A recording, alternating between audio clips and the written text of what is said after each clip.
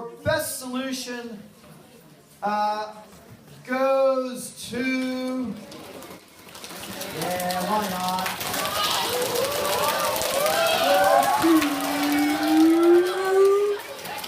WBA for the Hunger Day!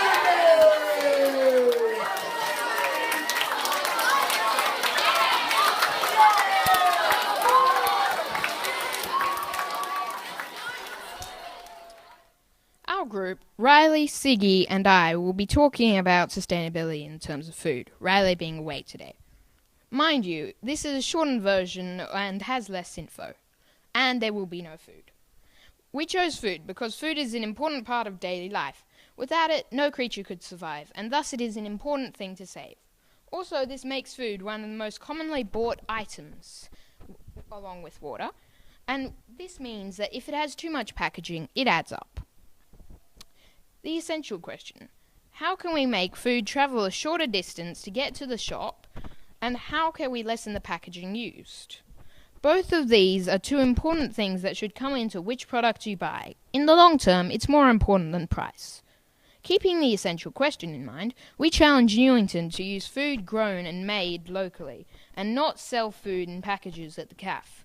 Even though the CAF can't change the world, there are many students in the school, and if we can get some of them into a good habit, this is good. And we can change the world. Because while you are only one single person, each single person adds up, and that can eventually get to the world.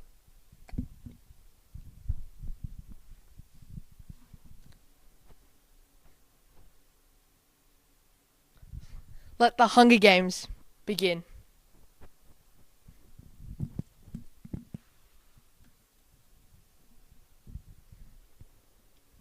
Firstly, we are not literally talking about a Hunger Games, where children are sent into an arena to brutally murder each other in a medieval fashion.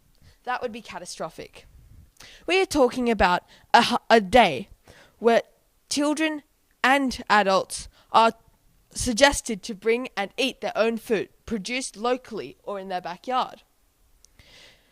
It is a day where food does not travel far from other states and other countries. Travel is an important factor in sustainability, as the more time in the air or on the road the food has, the more carbon dioxide emissions there are released into the atmosphere. These emissions are tearing away at our atmosphere, slowly allowing the sun to penetrate Earth, burning us. The name of the Hunger Days is a useful cover for something greater, because The Hunger Games is a popular movie and book trilogy. All the fans of this series will be even more compelled to join in. This is The Hunger Games.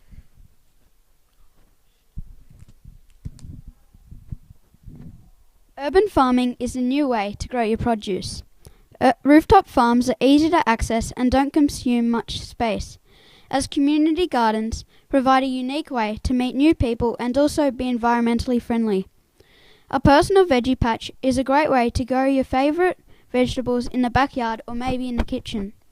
These provide sustainable resources for people to access easily and is energy efficient.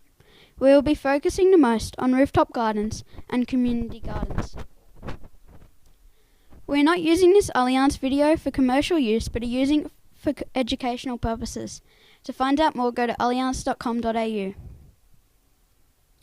In the Allianz insurance ad, the man looks for parsley in the fridge, but can't find it. He therefore goes to the shop and leaves the stove on, which later burns down his house. If he had a veggie patch, would his home have burnt down? No. If he just went into the backyard, it would have saved time and money, as he would be back in 10 seconds and could continue cooking his delicious and sustainable meal. Money saved. We have looked at many viable veggie patches and community gardens, but the best veggie patches we have seen were on the website Little Veggie Patch & Co. This company encourages people to grow their own food. They sell products from seeds to actual veggie patches. The idea we liked the most was the pop-up patches.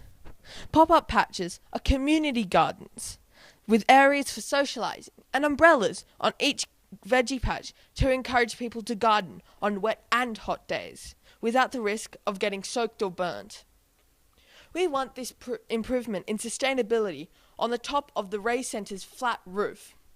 Although slightly ambitious, the conditions will be much better up there, as my friend Siggy said earlier.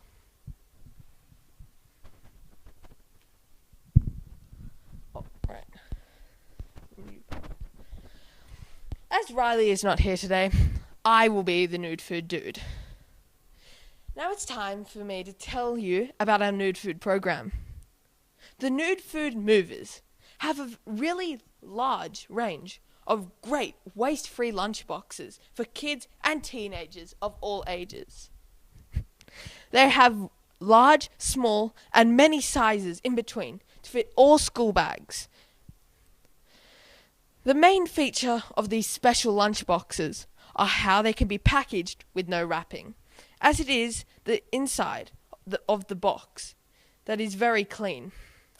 They are also cheap, coming to the price of $14.95.